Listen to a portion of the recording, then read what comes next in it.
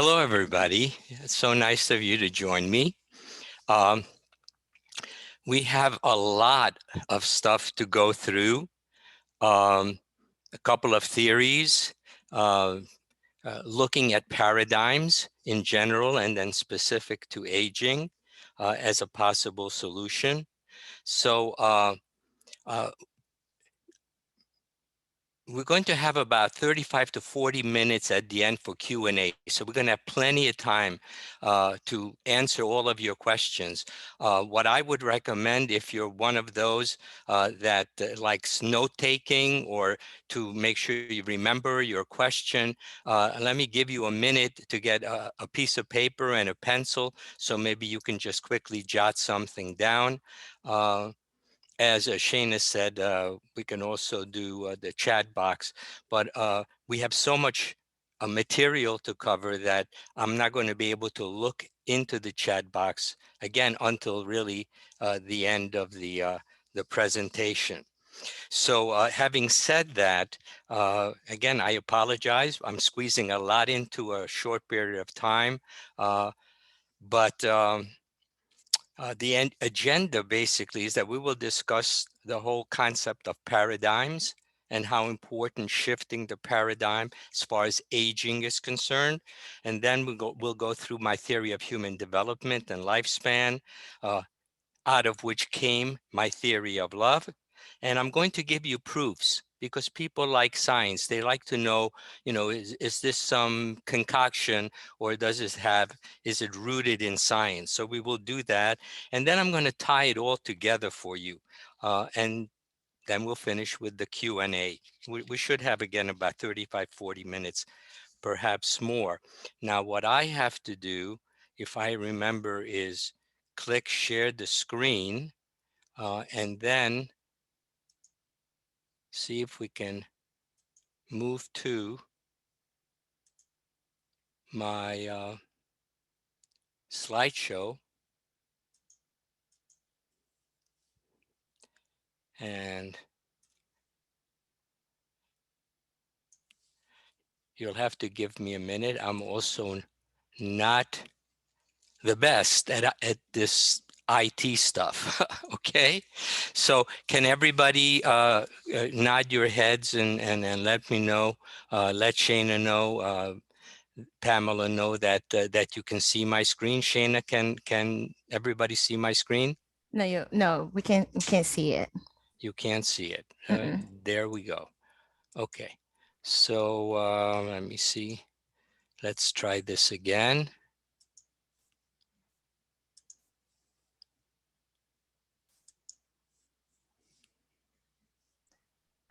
So we are seeing your screen. So what we could do, Now hold on, because the little corner stuck out, and what happened was that the PowerPoint, I accidentally closed the PowerPoint instead of what I meant to close.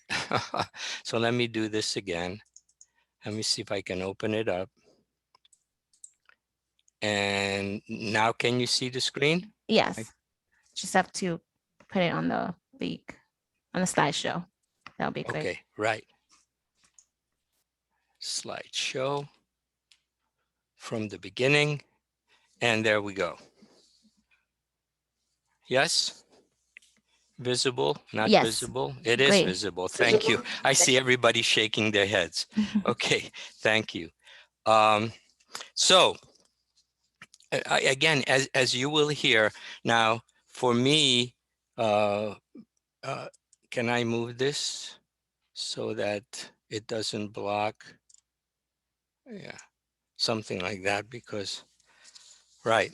So again, as you will hear, it is nature's plan. It is nature's plan to leave the best for last. Now, some of you may already be feeling that, but this talk might take you even to a whole other level of the best is yet to come. Now, as you will hear, I'm advancing a theory of lifespan that inspires people and creates a continuous momentum to move us toward personal growth and greater power as you navigate into and through the third stage of life. As it always is, ideas do win the day. The third stage of life should be what we all look forward to and not something that we're afraid of. Now, what about the idea that the aging population is actually our most valuable and underutilized resource? Can we afford to lose such a valuable resource to retirement activities when our growing aging population has the potential to transform the world? And I mean that seriously. We need a course correction. We need a paradigm shift. So how do paradigms work? I don't know if you remember uh, how cool it was to be a Marlboro man. So let's look at it. First, smoking was cool. Kids imitated their parents in secret. And then science reveals that smoking kills. Cigarette packages start carrying a warning, and you can see it on this upper left-hand corner. You know what it says? Smoke contains carbon monoxide. Nothing about lung cancer, nothing about death. Then planes and restaurants start implementing smoking section and then finally ban it altogether. Buildings and hotels become smoke-free. And then the National Ad Council starts running a campaign now for decades. The last iterations are showing people with holes in their throat. Not very inspiring. So we moved from smoking is cool to smoking is dumb. And it took 4 or 5 decades. Shifting the paradigm is slow, but it works. And it's all about educating the public. Could aging ever become cool? Something so cool that we actually look forward to it even after 30? Yeah, I think so. Again, it might take a few decades. So, what is the present paradigm of aging? There's a certain self-fulfilling prophecy that's at work because our misunderstanding of lifespan, especially aging, everyone knows that sooner or later we die. Most people need something powerful, inspiring to look forward to in order to dedicate the time and effort to get a better aging result.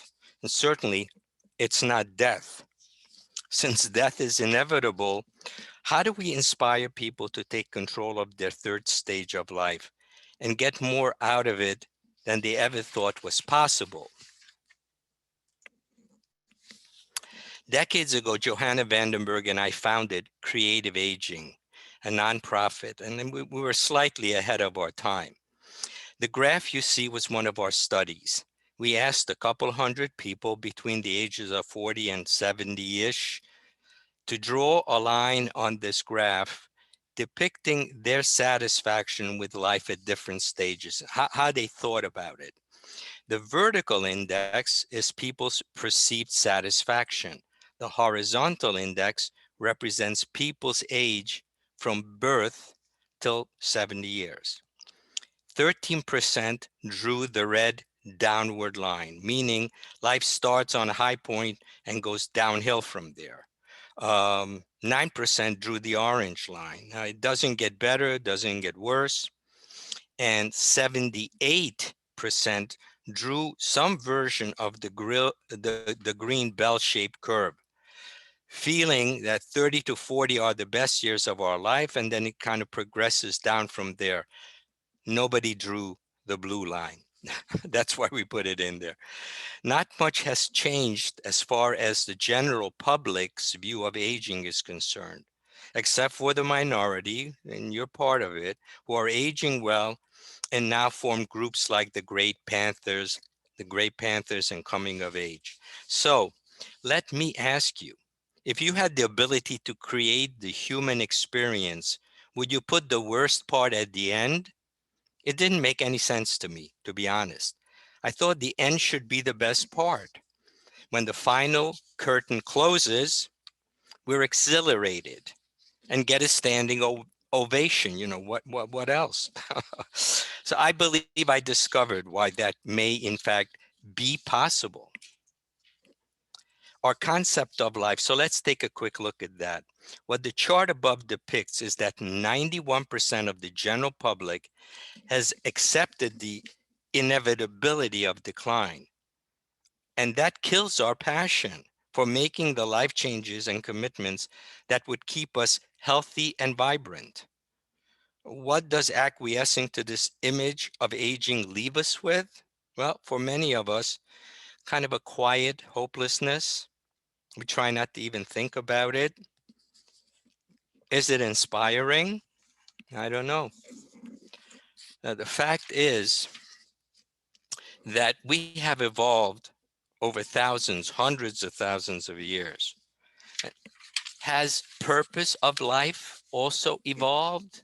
Do we have a different purpose? Let's take a look.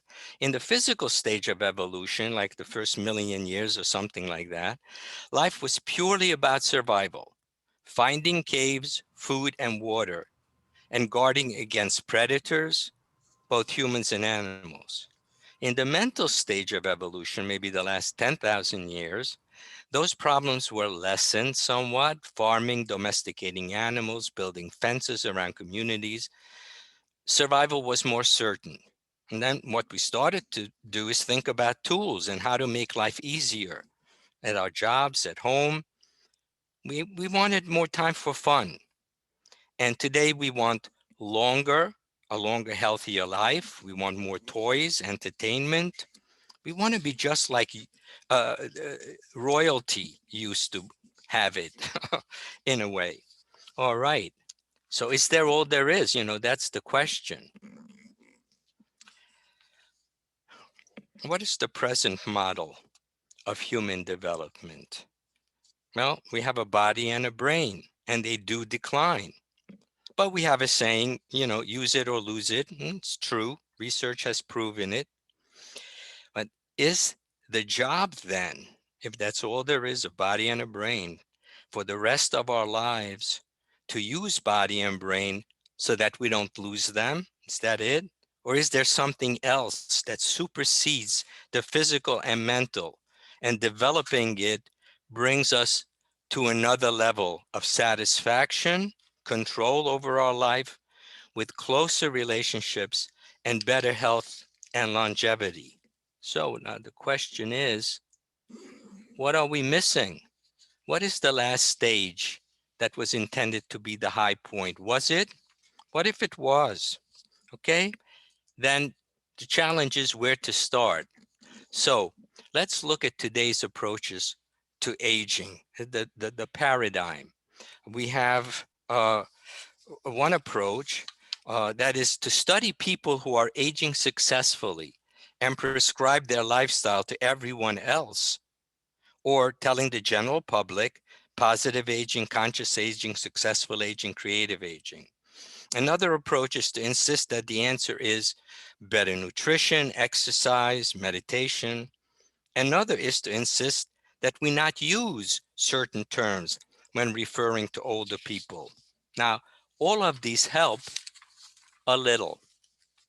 Humanity's aging population is exploding, and we need to have a solution that excites and inspires people to want to engage in a healthier aging process. What if they knew that we are depending on them to make a tremendous contribution to the mental, emotional, and physical health of others, with the side product being that they also prevent many of their own possible illnesses and mental decline?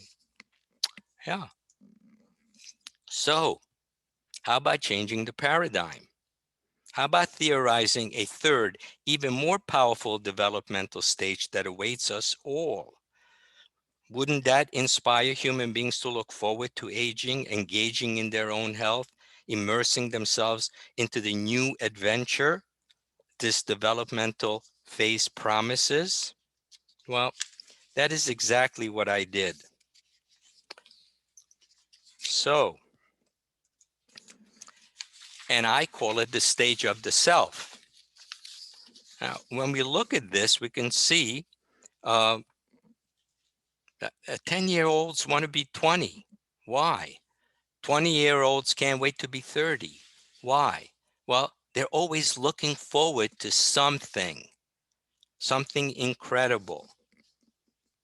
So how about one, aging brings us to fully experience our incredible potential. How about two, aging develops a true power to touch and inspire others. And three, aging is cool. Yeah, the coolest. All right. So, what inspires hope? Let's take a look at this. If people thought there was something truly worthwhile waiting for them, would they take better care of themselves? So, only real inspiration can change the habits and life views of the average person. You know what? Yes, the stage of self-ordering. Kuhn. I don't know how many of you have heard of Thomas Kuhn, but he's probably the preeminent philosopher of scientific and social progress. And basically, this is what he said: the greatest impediment to the advancement of science and society is what people think they know. Like, there's only a brain and a body. Like, um, aging isn't cool. It's a declining process. There are things we knew. No, let's take a look at some other things that we knew. Well, we knew that the Earth was the center of the universe. No, they were going to burn Galileo for that, right? Or the four elements, air, fire, earth, and water, make up the material universe. No, atoms do. Atoms do. And that was postulated 2000 BC, but not believed till 1850. That stress and lifestyle have nothing to do with illness. No, they have a lot to do with it. So today we're going to look at the body and the brain model of human development and why it may not be sufficient. So what we want to do is basically change the paradigm, right? And this is where I was a moment ago saying aging brings us to fully experience our incredible potential. Aging develops our true power to touch and inspire and to love. And aging is cool. Yeah. So we're going to come to a place where I really need to go through theoretical things. So please stay with me. I hope to make it as short and sweet as possible. But yeah, the two theories is the theory of lifespan and human development, and the theory of love. So as long as people believe that aging, the process of getting older, is basically a declining experience, especially after 40, followed by death, most attempts with by groups uh, like positive aging will inspire some, but not inspire the general population. We will be stuck in retirement mode. There's nothing wrong with babysitting our grandchildren, traveling, reading, volunteering, and dealing with financial and health issues.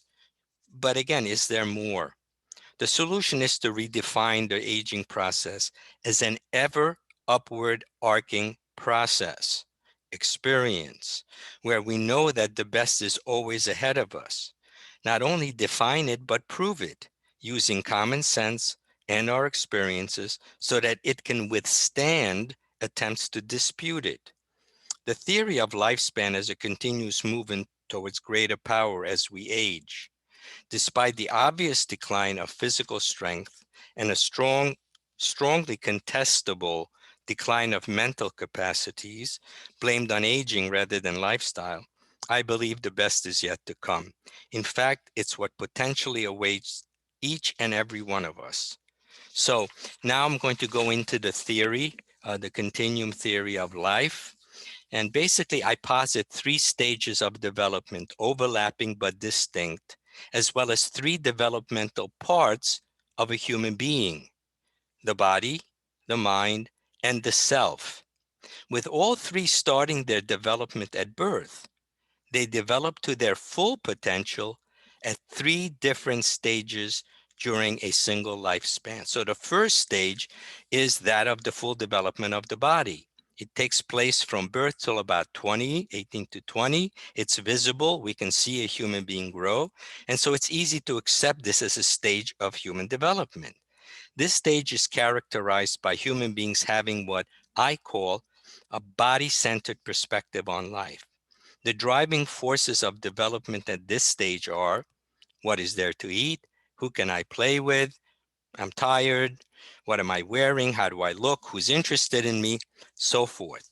So the predominant preoccupation is to look at the world and see how it can address the needs and wants of one's body. The second stage is that of the mind. So it's not a coincidence that college starts 18-ish to 20, right? And it goes between the ages of 20 and 40. This stage is characterized by human beings having what I call mind-centeredness. That's the perspective, their perspective on life. While issues of food, looks, relationships, of course, are still important, the driving force of development at this stage are ideas, interest in discussing religion or politics, uh, economy, poverty, corruption, racism, gender. We call young adults idealists. They are preoccupied with ideas.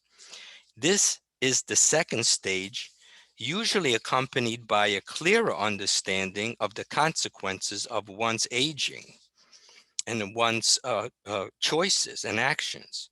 So, is this it? Well, if we are only a body and a brain, things we can see and touch, and then yes, aging becomes about maintenance and using what we have developed. But interestingly, something happens around 40. It is called the midlife crisis. People start questioning their lives, unhappy with careers or marriage or their religion themselves. They start asking new, different kinds of questions. I believe that these behaviors coincide perfectly with the start of a third stage of development, which is potentially the start of the full development of the self. It seems like a crisis only because we're not prepared emotionally for yet another developmental stage. People also want to know how to become more aware, mindful, how to express oneself more effectively, compassionately, how to envision our future moment to moment with clarity, and how to love unconditionally ourselves and others. Take a close look, and we can see people going through changes at this age. If we are only a body and a mind, and these have been developed fully,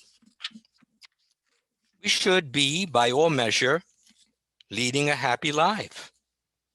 Yet many people who are successful, have been married 15, 20 years, are still unhappy, dissatisfied with their careers, their marriage, and themselves. Based on the present body-mind theory of human development, this should never happen. So there's something wrong here. There must be another part to human being that is experiencing the facts of his or her life with some level of frustration and pain. And this other part is what is ready for its full development. Only a relatively few of us turn towards developing their self fully. They seek happiness, seek answers, try spirituality, new religion, but not usually how to develop their capacity for unconditional love. Those who don't take this inner journey wind up with addictions, medications to either escape the numbing of the, or they're trying to numb the pain, uh, and which comes with an undeveloped self that is guiding their life and making poor decisions, ruining potentially loving relationships. So when we look at how the functions of the body, mind, self, the body is for locomotion, manipulation of objects, housing of the brain, and ingesting and using energy. The brain is for communication, language, reading, writing, mathematics, logical and ethical thinking.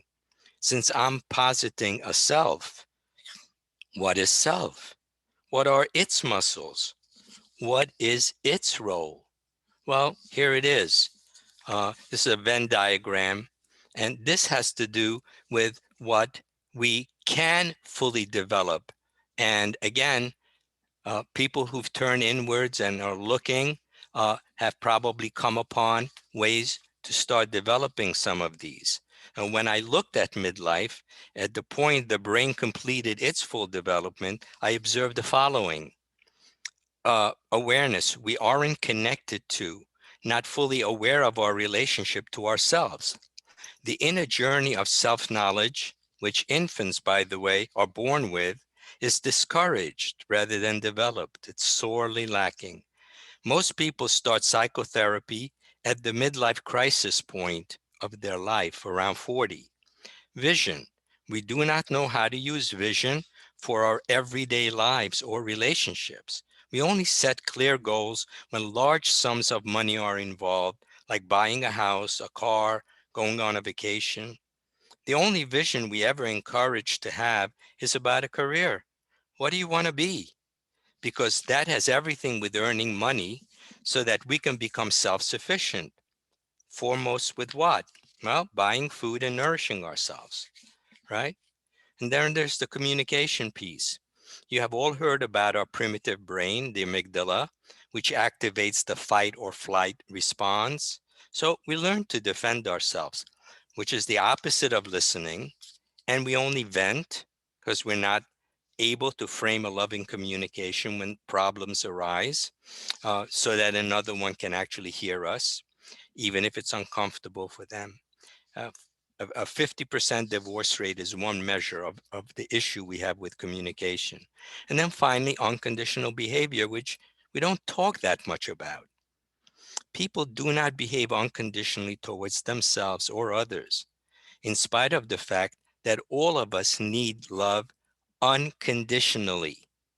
Many people believe that it's not possible, yet that is what we give infants. That, of course, is totally wrong, but it is certainly part of the human experience. The fact is that human beings have the capacity. They love their infants unconditionally. However, as soon as children pass the terrible twos, that love that they got becomes conditional, even from parents. The problem is that even adults need unconditional love just as much as infants. Since we don't know that and we weren't trained to behave unconditionally, we behave conditionally, mimicking others. And that damages all our relationships, including the one we have with ourselves. I concluded that these four were the muscles of self. We know how to develop the muscles of the body and brain, but we don't know how to develop the muscles of self. And inadvertently, during childhood, we even damage them to some degree. And these muscles could be developed starting in childhood. But what happens is that psychotherapists, again, around 40, is when they start to help uh, human beings develop these. And unfortunately, their work does not include teaching their patients unconditional behavior. So let me jump ahead here a little bit. Love is something you cannot buy for any amount of money. And yet we can all generate an unlimited amount. We all have this capacity and give it away for free. Love, this nourishing energy, is in short supply and sorely missing from the world today. Unconditionality, the ability to behave unconditionally under any and all circumstances, requires the developmental tools of awareness, vision, and communication. It is in the third stage of life that our ability to be more aware, envision moment to moment, communicate effectively, and love unconditionally can be developed fully. Giving love away freely and abundantly is both the most rewarding thing a person can do, and guess what? The healthiest, and something people who do loving things like volunteering can attest to. Additionally, the inner peace it provides is central to helping our telomeres stay long. which is the key to longevity. Nothing touches people more deeply than love. Nothing heals more than love. So when you become someone who can love unconditionally, even approximate it, you will become the most powerful person to all who know you and the most appreciated. So, you want to talk about power? You heard me say that word a number of times. So let's take a look at which is the most powerful stage of human evolution and human development. So we study three different groups, right? Human evolution and human development. These two both mirror each other. The macro, human evolution, the micro, human development. We can learn about human development in a single lifespan by looking at human evolution over hundreds and thousands of years. Now, we study three distinct historical figures, groups of figures. Those who use physical power, yeah, they're part of our history, conquering others, killing, and all that good stuff. And basically, this is how far their undeveloped self took them. We don't hold them in high regard at all. We also study people who used mental power, inventing things, discerning the physical realm, and in many ways, they made our lives easier. So we hold them in higher regard. Do you know who the third group we studied and hold in even higher regard? They didn't use physical or mental power and yet still have a profound influence on humanity to this day. It was a group with a developed self. They were very aware. They all had vision. They all communicated extremely effectively. And they cared for and loved humanity unconditionally. Yes, Buddha, Moses, Jesus, Muhammad, Mother Teresa, Martin Luther King. There were many others, and there are many amongst us today. So, which brings us to my theory of love. What does a theory of love have to do with aging? Glad you asked. The answer is everything. It is becoming more and more evident that love is not some romantic notion, but part of the family of nourishing energies like air, food, and water. And this discovery not only has the power to change the way we treat ourselves and others, enrich our relationships, our health, but give greater meaning to life, especially to the third stage of life. But before we go there, let's see what evidence there is for this groundbreaking new theory. And by the way, this is my colleague Barbara Fredrickson, who published 2.0 and concluded after 8-year research, love is nourishment, like air, food, and water. Yeah. Why does being a grandparent feel so good? Because for most of us, it is the first time we are actually able to behave in a way we want to and need to, the way nature made us, and that is unconditionally. We explain it, we don't have to discipline and correct like we did with our own children. Now we are free to just enjoy our grandchildren. But really, truly, what we really mean is that we can give free reins to loving. That's why.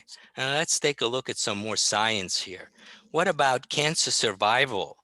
Well, it turns out that if people have a larger, loving, supportive community, they survive cancer 40% higher. And these all come from research studies where the citation is here on the bottom. And I'll be happy to share those citations with you. Also, tissue regeneration. Oops. Let me see if I can go to the previous. No, it's not going to let me. Okay. Tissue regeneration uh, and also the shortening and the lengthening longevity studies uh, uh, show that when we're loving, uh, this is what happens. This is the next slide. Psychosocial dwarfism. A loving home environment helps children produce more growth hormones. Without love, their bodies and brains don't develop fully. My colleague Tiffany Field. who discovered that when preemies are massaged 3 times a day by their mothers, their growth rate increases 40%. Again, everything with citations. So people still think of love in the romantic sense and feel like there's something called romantic love. And science has basically taken a look at this and says otherwise. Okay, we define love as an essential nourishment. Then there is no such thing as romantic love, since hormones and chemicals produced during romantic interactions are not nourishing. So this is the physiology of romance. It's a biological energy generated involuntarily, and it attracts us. It's important for procreation. It's a very strong energy. But what it generates is dopamine, adrenaline, serotonin. It's driven by pheromones, and it does not nourish, versus the physiology of nurturing love, where what we're talking about is something life-sustaining. It nourishes us. It's generated by conscious behavior, and it is the root of thriving. So what are the chemicals and hormones? Oxytocin. What do we know about oxytocin? Well, besides being called a love hormone, it is essential for our whole system, our immune system. So that's where less illness and longer life, also endorphins, vasopressins. But we have to be conscious to be loving, especially to be unconditionally loving. What Luby's research showed was that nourishing moms, their children developed their hippocampus at a much higher rate. And with that, again, uh, they were able to uh, control their emotions. Emotional regulation was part of her research. So when I work with my clients, I give them two lists. One is this list, which generates loving energy, and we can feel it in the room. We can feel it when we interact with somebody, when they're encouraging, appreciative, affectionate, considerate, respectful, etc. And I also give them this list so they can begin to monitor and mentor themselves. When we do this, we're not even conscious of it. When another person feels hurt, we poo-poo it. You're just being too sensitive, but it's there. And so becoming aware is a very important part of being able to love unconditionally. Uh, Eric Fromm was one of the most noted and notable psychologists in the history of the world. So this is what he wrote based on his observations. Human beings are starved for love. He didn't mean it literally, he meant it figuratively, but it's literally true. It's literally true. So let's take a look at uh, another way that we can tell that love is nourishment. How long does it take before we sense the absence of food, for instance? Well, 4 or 5 days, our body goes into starvation mode, painful. What about with water, dehydration? 2 or 3 days, again, the body sends us a message that we need water. Air, maybe a minute or two. Oxygen deprivation. What about with love? When it's not there, how long does it take you to sense that something somebody's doing or saying is not loving? You don't sense it. And I will tell you, over 30 years of work, people said, it takes a second. It takes a second. How is it possible that our organism can tell when love is present and when love is absent, unless it was a nourishment like food, water, and air? Nothing is more essential.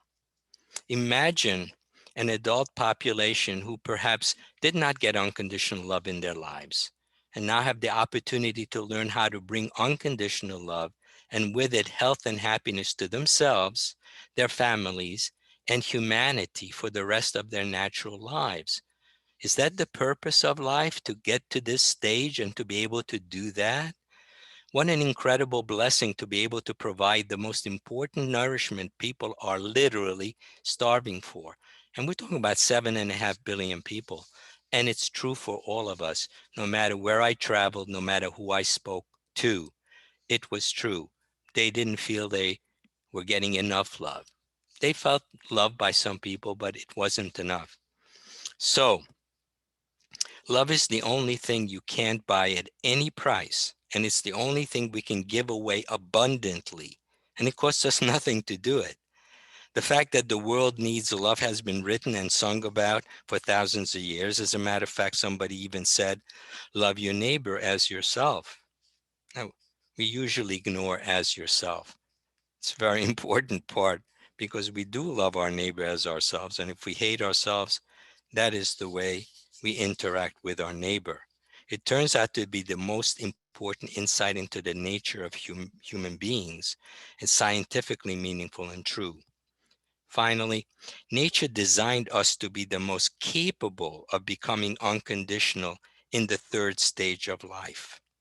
Yeah, to be aware, to be able to envision, to be able to communicate, and to behave unconditionally. So roll up your sleeves and get to loving all those around you. Of course, first and foremost yourself, but make sure you develop your awareness, ability to create vision, ability to communicate, meaning framing effective and listening proactively.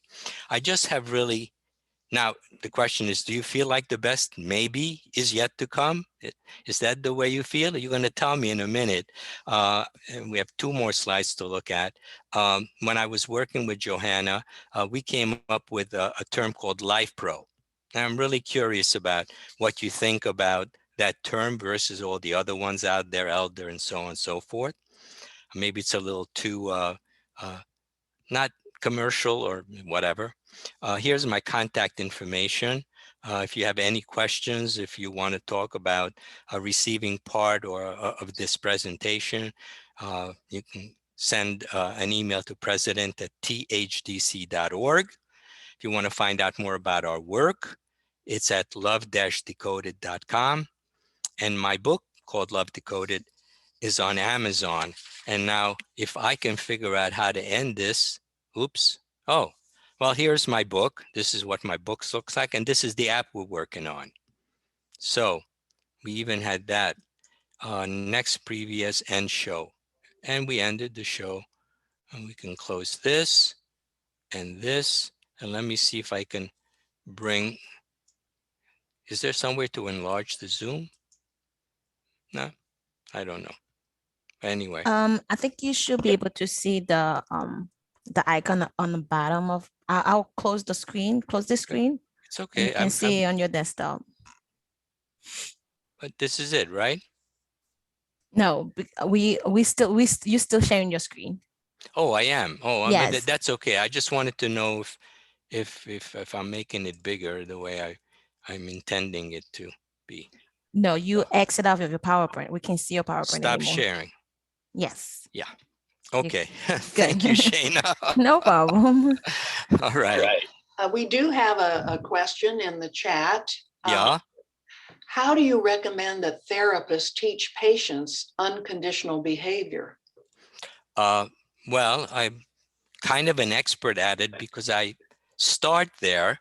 uh, when they come to me, Jacqueline, how you doing? Society for Psychotherapy Integration or Psychotherapy Research? I'm not sure. I'm sorry. I just saw your name, and I just got excited. I think we were together in Switzerland or some other place like that. There we go. Uh, the way we do that is I assume unless I think that someone has a real, what I would call psychological mental illness, which then I refer them out to specialists. But I assume that when people come with they're not happy with this and that and relationships and so forth, that one of the things that's missing is that they don't love themselves enough. And I actually ask a question, and that question is, what are your lovable qualities? It's one of the first things I start with. And you know what? Some people say I don't have any. And that's the clue. That's the key. And what they have when they work with me is permission to actually look at themselves. Now, you could call it positive psychology, but positive psychology doesn't talk about love and doesn't explain love is nourishment and doesn't explain that part of growing up is to become self-sufficient with our own air, food, and water. That becomes our responsibility. And so has love. Love has to become our own responsibility, behaving lovingly with ourselves, respectfully, kindly, patiently, appreciatively, accepting our good qualities and our flaws. So uh, to maybe put it simply, I just tell them you have to learn to become your own best friend. But then you have to understand why we're best friends with other people, because we're more or less unconditional with them. So uh, It seems that's, yeah. many people, I think, do not really know how they are observed by others, and they don't know their own value because somebody likes them, but they don't know why, or Hmm. their friend may. And I think too, if someone isn't in therapy, how do you generate this kind of a development of love for solo agers, for people who Yeah. don't have much contact with the human? Yeah. Well, I mean, uh, you can get the book.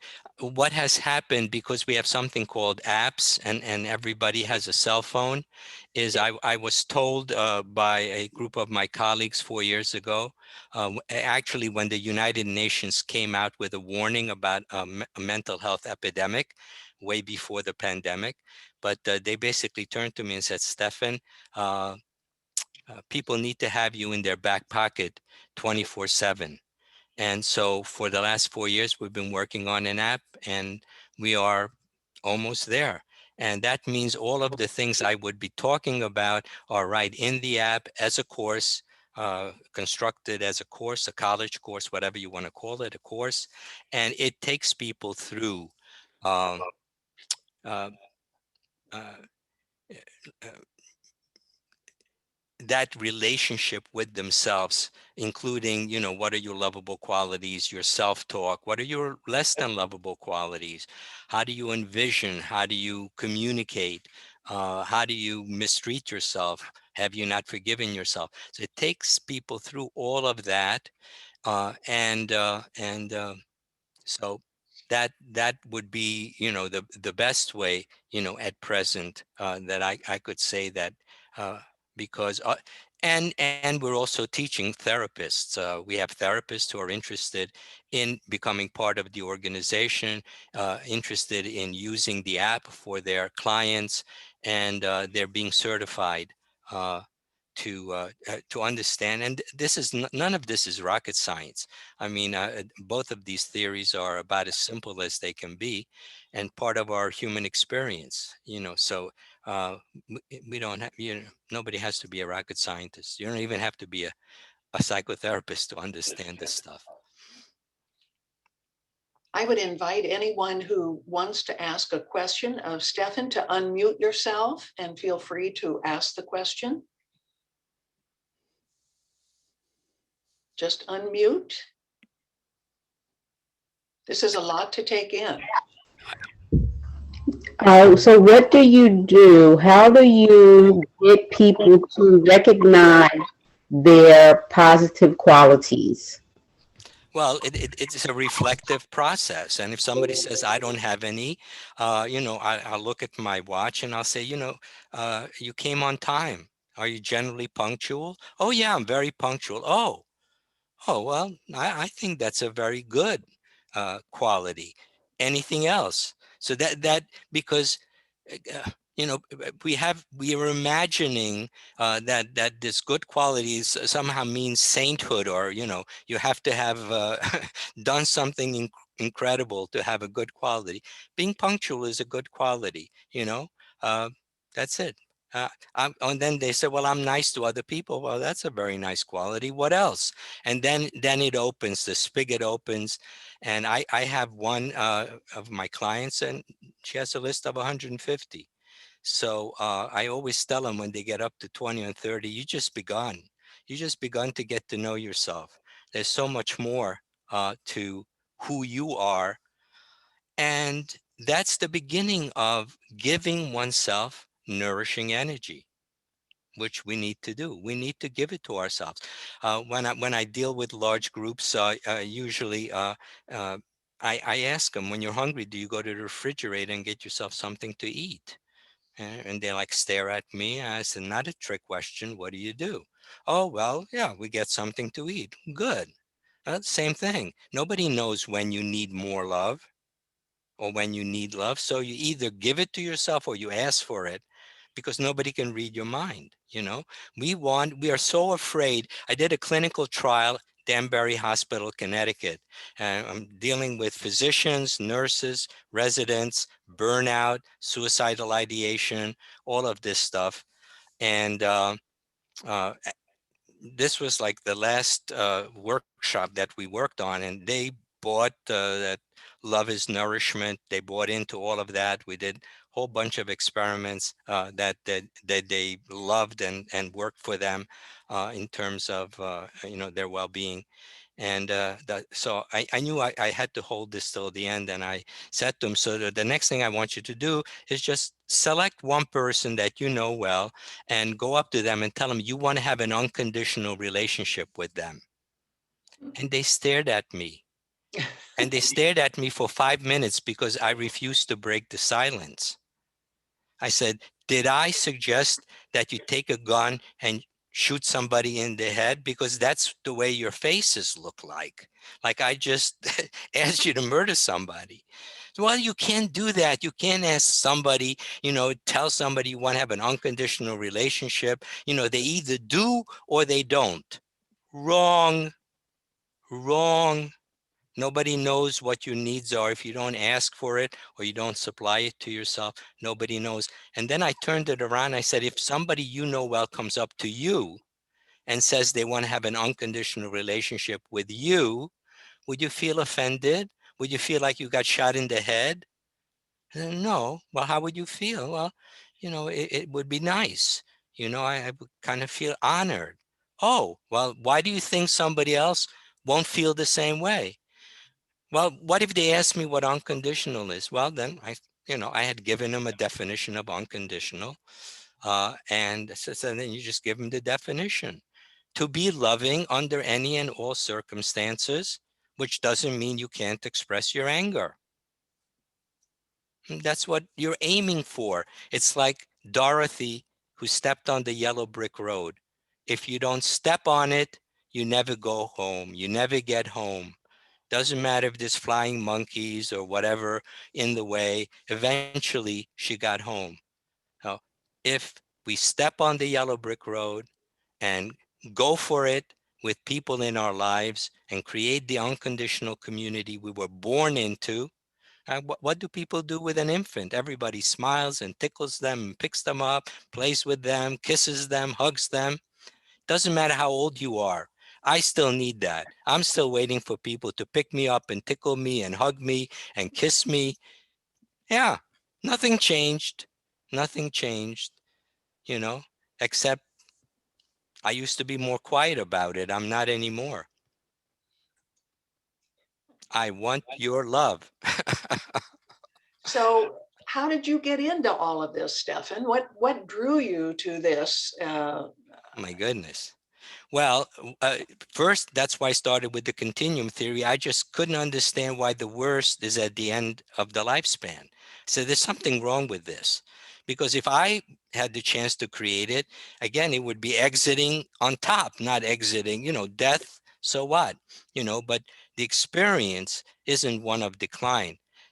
And then I try to figure out how that would be possible. And then if we look at the body and brain paradigm, yeah, they develop, they stop developing. Now, what do we have to look forward to? Well, they both decline to a degree and then we die. So obviously nothing to look forward to unless the last stage of life is developmental, unless there's something there that's incredible. And hold on for 1 second, I'm sorry.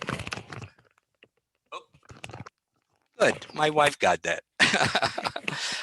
Unless there was something incredible that's still waiting for us. And what's waiting for us is the ability to develop self to a place of unconditionality, because that is what's missing in the world. We're running around, we have careers, we buy houses and cars, and we interact with some people. But people out there by the millions and millions need someone to give them some love, some caring, some kindness, something, some interaction. And if you understand that that's what we're made for, that's our true purpose in life, and there you go. There you go. Now you can do your thing, raise your kids, have your career, all that stuff. And then at the end, just love. Go out there and find people, groups that need it, and give it to them. Give it to them. I promise you, you're going to live much longer and you will be much healthier. You know, Generally speaking, this is a theory.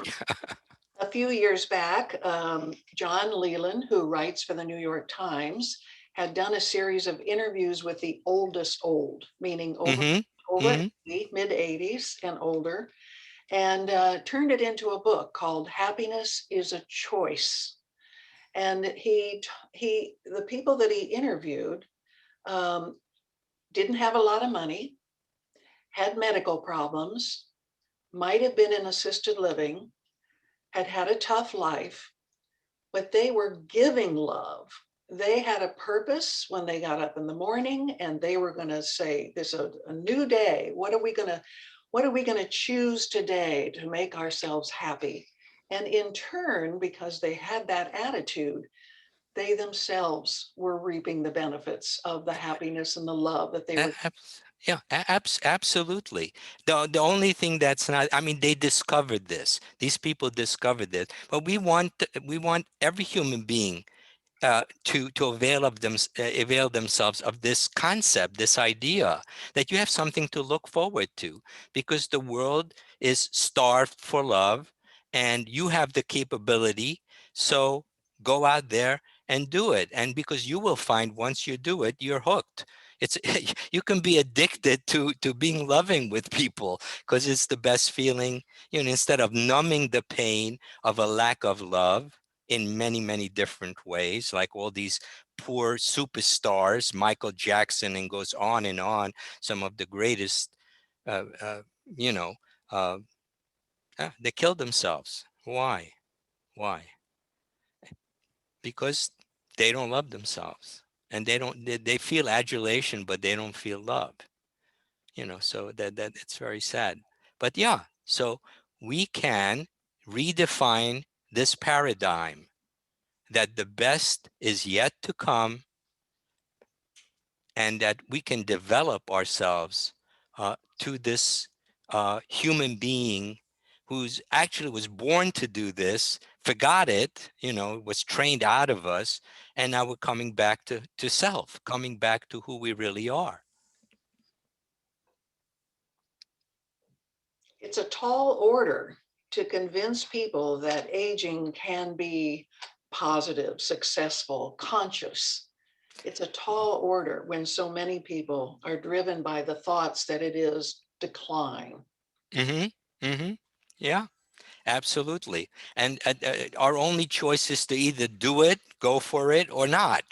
Now, if we don't go for it, if we don't start saying aging is cool, why? Because we become our most loving self, uh, then we won't.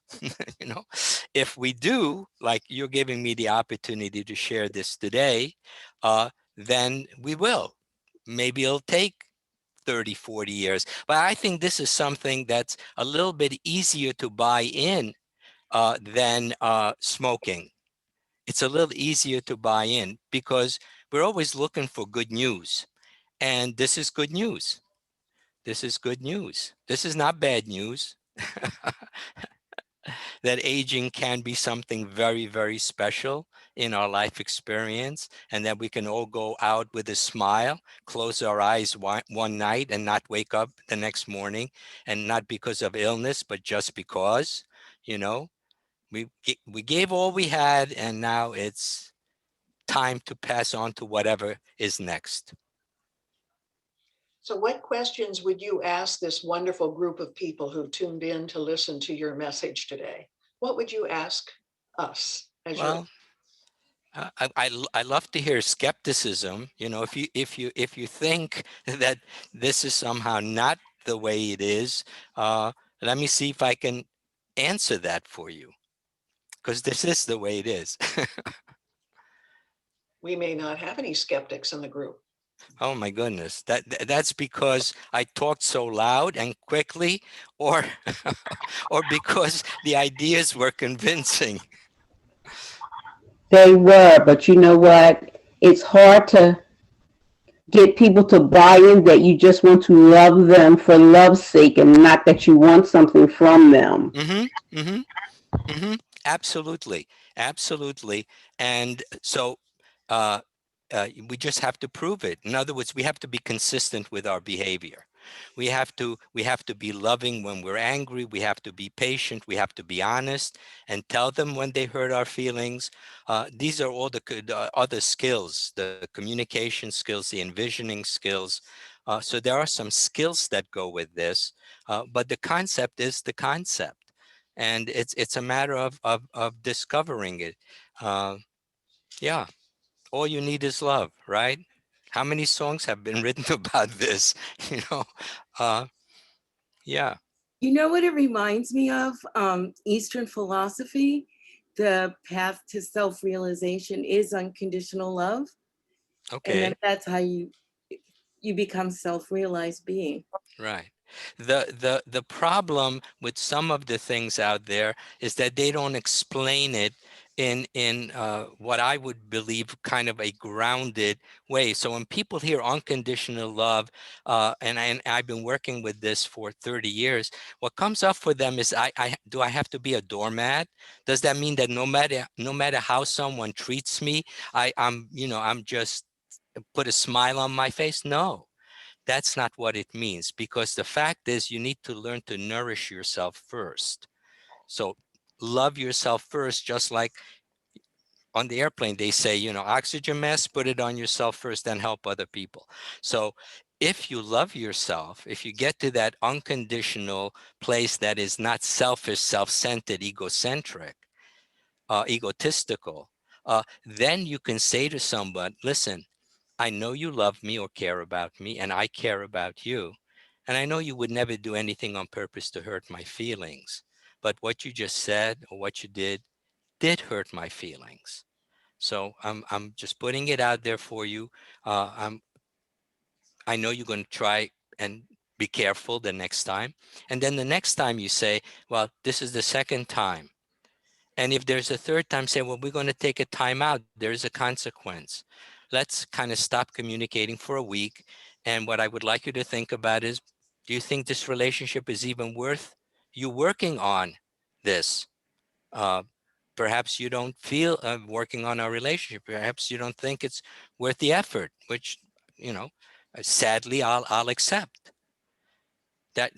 We have to say everything lovingly and then lovingly give a consequence, because the fact is we don't have to accept unloving behavior from anyone. Yes, Ava. You have to also develop trust. Absolutely. And that comes from consistency. The way people develop trust is if you're consistent. If you're consistent, they will do things to upset you. And if you're consistent in being loving, even in spite of, and yet consequential, then they will begin to trust you. You can't be one day this and one day that and back and forth the way parents are with kids, you know? Stefan, Yes.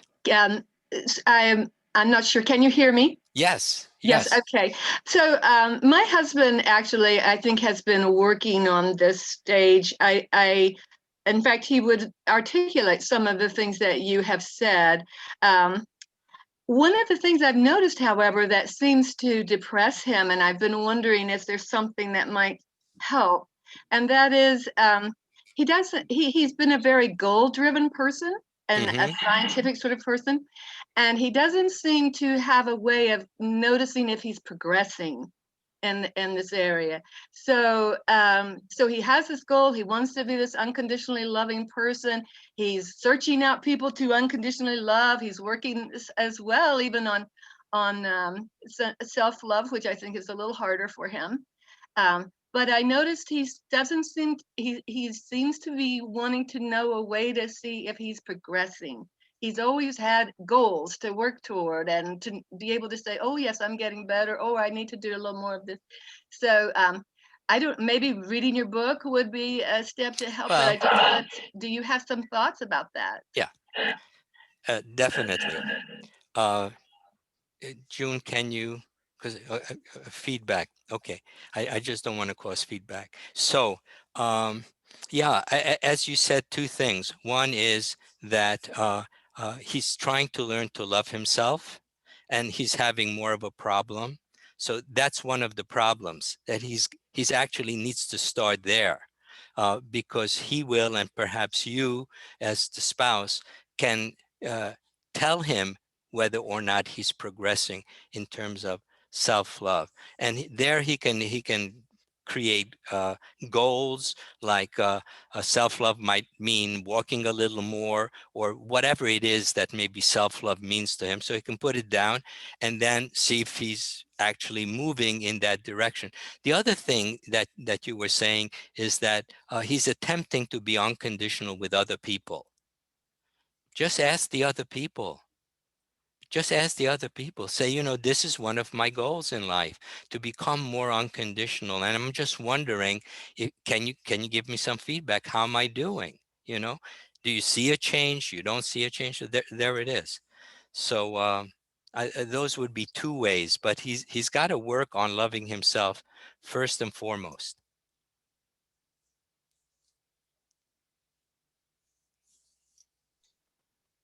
Are there any other questions or comments that you wish to make? Pam, Yes. are you, Terry has a question. I understand and I appreciate, Stefan, the practical value of many of your theories. But my question is, what is the scientific basis on which many of the theories are examined? And I ask that question, I'm trying to determine, have you done any validity, reliability studies? No. Okay. I did a clinical trial. I mean, not in the realm of aging, not in the realm of aging. But Yeah. you've done some clinical trials of several hundred people. Is what I read. With the theory of love, not the theory of aging. Right. Okay. Not that, and you know, you have to know, you have to be affiliated. These things, these studies cost money, and to be honest, I never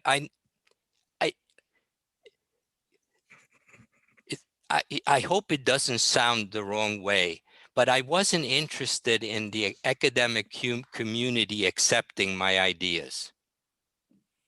So I didn't do, you know, publish. A lot of people said, you know, did you publish? No. There were what I was always more concerned about was the 7 billion people in the world, and you know, and by working with people, small and large groups, individuals and couples, I got a pretty good sense of the response to the ideas themselves, how useful they were, how people thrived. The letters I would affirm much of what you're saying, because I see the enormous practical value in this. Oh, thank you. That despite the academics and their own sense of entitlement and however else, Yeah. this has practical value. Yes, for people. that's always what I thank you. at. Thank you so much. Absolutely. You know, that's why I put Thomas Kuhn in there, because I think that's one of the wisest things anybody said, that what holds science and society back is what people think they know. And you know, and I'm not going to go up, I wasn't going to waste my time going up against it. So, you want to hold on to, that's all we are. 2000 years ago, Democritus said that, and a number of other philosophers back then said that the universe, the material universe, is made up of atoms. They called it atomos, tiny, tiny invisible particles. And for almost 4,000 years, humanity said, what, tiny invisible? What are you talking about? What are you talking about? So, yeah. Yeah. I hear. And Very it good. turned Thank out you. it turned out they were right, because it made sense. So again, thank you for sharing that with me. Well, I always say, Stefan, common sense is not common. That, you know what? Thank you. I will feel like that is a very large uh, uh, uh, uh, how do you say it when you a very large compliment. I will take that as a huge compliment. I think what we need to do is have you come back and give us a little lesson. No problem. I would love to do that, especially communication. And yeah, we can get into awareness, vision, communication, and how these three things have to be integrated in order for us to be really able to do this thing called behaving unconditionally with ourselves and others. So I would love to do that. Sure. Do you want to make any concluding remarks? No, I think I showed people, on the PowerPoint how they can connect with me. I see a number of very good friends who've stayed with me: Camilo Davis, Stephen Goldberg, Wayne. So we had a number of people here that I reached out to. So I'm very happy they they sat through. And I have to thank your community. I see that people really stuck with the presentation, so that's very encouraging. Well, you have something very important to say, and it's something that encourages us to embrace this stage of our life. This is a wonderful time for those of us who have been fortunate enough to live this long. And boy, have I lived a long time. So, It feels that way, doesn't it? And anyone who wants to be in touch with Stefan, we gave you his email address, and you can feel free to contact me at pramsden@pssusa.org for any further questions. And we'll see if we can't get Stefan to come back again and give us a good practical lesson. Sure. No, absolutely. Yeah. Absolutely. Pam? Sorry. Yes. I'm sorry. I don't know whether this, I had my hand up and I'm not sure it was seen earlier. No problem. Yeah. So since we seem to have a little time, may I ask a question? Absolutely. Is that okay, Pam? Yes? Yes, Oh, absolutely. yeah, certainly. My question is, based on what you've said, Stefan, it seems that self-love and self-acceptance is sort of a prerequisite, a very meaningful prerequisite. So number one, I guess so the way it's presented, it's sort of like, oh, well, yeah, you get that out of the way and then you just go on to unconditional love. But for many of us, that would be, that in itself is a large project. So maybe you can speak briefly on that, or maybe give, 3 to 5 fast track tips if you care to. I mean that sort of mockingly, but your comment on that. Again, the awareness piece, you can call it mindfulness, you can call it meditation to some degree, but just asking those questions, which we never hear people ask us. So it's kind of hard to dwell on them, but you have to dwell on it. You kind of open the door by saying it's permitted to love yourself. All it is just a nourishment like air, food, and water, nothing different. It's not an egotistical journey. It's a rational, practical journey. And then what you do with that, as you're developing that awareness, is you reach out to your community and show them your list. You have to actually write it down, and you show them your list, and they'll say things like, well, you forgot this and you forgot that.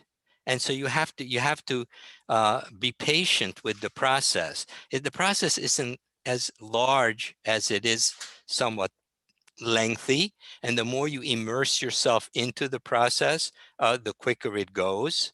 So people who are working and work with me once a week, I tell them it can be once a week. You have to immerse. You have to talk to family and friends about what you're learning and how it's affecting you, and ask them what they think. Yeah, it has to do with the learning pyramid. I did what you would call a lecture here. You listen to me for an hour.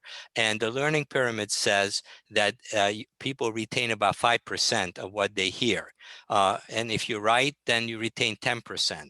And if it's audio visual, which I don't know, maybe this is, then it's 20%.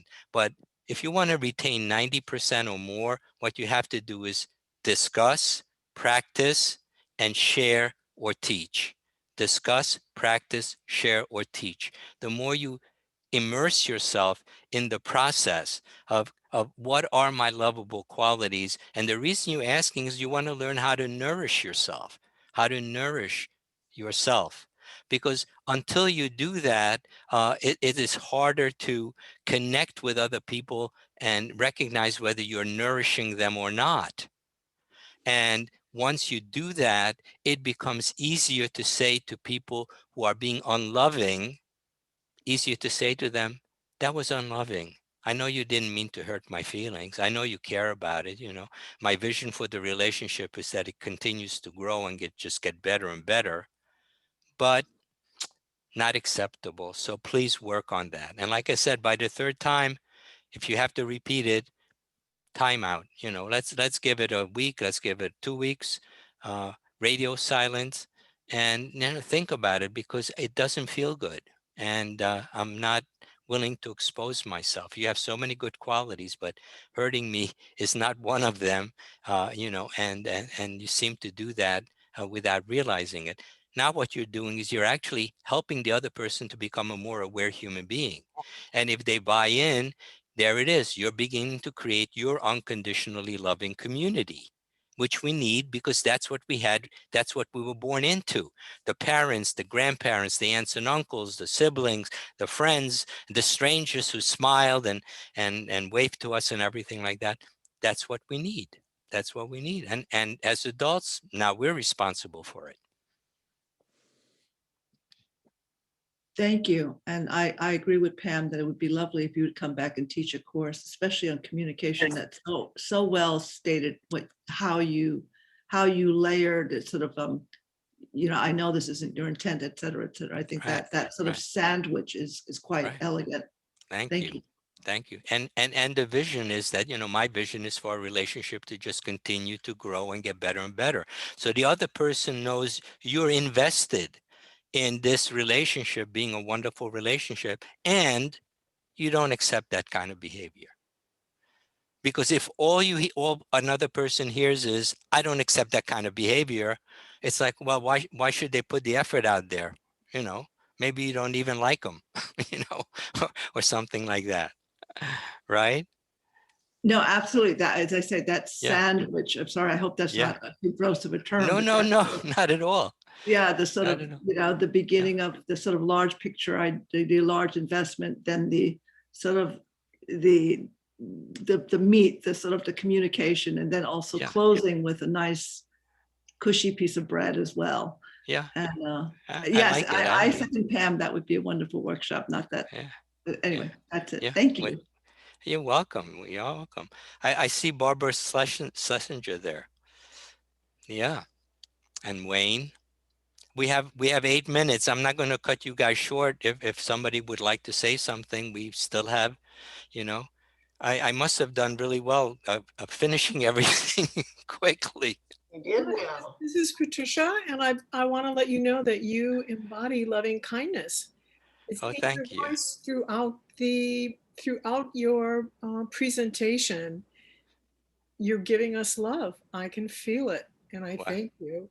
No, I thank you. I thank you. I thank you. Yeah, that's lovely. Well, I think we should all think about one nourishing thing we can do for ourselves as we leave, No, I today. like that. I like that. Before the Yeah. day ends, just one thing today, and maybe we can start getting into the habit. Yeah. And of course, journaling is always good for positive self-talk too.